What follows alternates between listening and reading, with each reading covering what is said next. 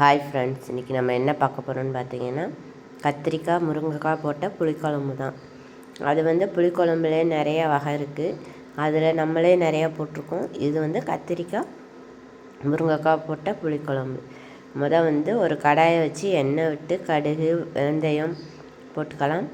அப்புறம் சின்ன வெங்காயத்தை நறுக்கி போட்டு நல்லா கண்ணாடி பதம் வர்ற அளவுக்கு வதக்கி விட்டுக்கலாம்.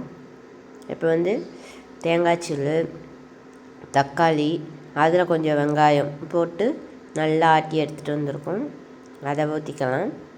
இப்போ தேவையான அளவு மஞ்சப்பொடி. நம்ம மசால் வீட்டிலையே அரைச்சி வச்சுருக்கோம். அதனால் நம்ம வீட்டு மசால் தான் போடுவோம். நீங்கள் இல்லை அப்படின்னு சொன்னால் உங்கள்கிட்ட என்ன மசால் பொடி இருக்கோ, இல்லை கடையில் வைக்கிது இல்லையா புளிக்குழம்பு பொடின்னு சொல்லி, அதை வாங்கி கூட சேர்த்துக்கோங்க. சேர்த்து நல்லா பச்சை வாசனை போகந்தண்டிக்கு வதக்கி விட்டுக்கலாம். இப்போ வதக்கிட்டு நம்ம அரிஞ்சு வச்சுருக்கிற கத்திரிக்காய் முருங்கைக்காயும் போட்டு அதில் நல்லா கிண்டி விட்டு தேவையான அளவு உப்பு போட்டு கொதிக்க விட்டோமாக்கும் குழம்பு ரெடி ஆயிரும். சாப்பிட்டு பாருங்கள், டேஸ்ட்டு நல்லா இருக்கும். போட்டு கிண்டி எல்லாம் மசாலாலாம் ஒன்றா பிடிக்கணும்.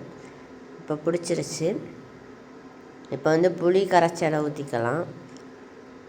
தேவையான அளவு உப்பு போட்டு புளி கரைச்சல் வச்சுருப்போம் இல்லையா, அதையும் ஊற்றி நல்லா கொதிக்க விட்டோமாக்கும் டேஸ்ட்டான கத்திரிக்காய் புளிக்குழம்பு ரெடி ஆயிரும். ஓகே ஃப்ரெண்ட்ஸ், பாய்.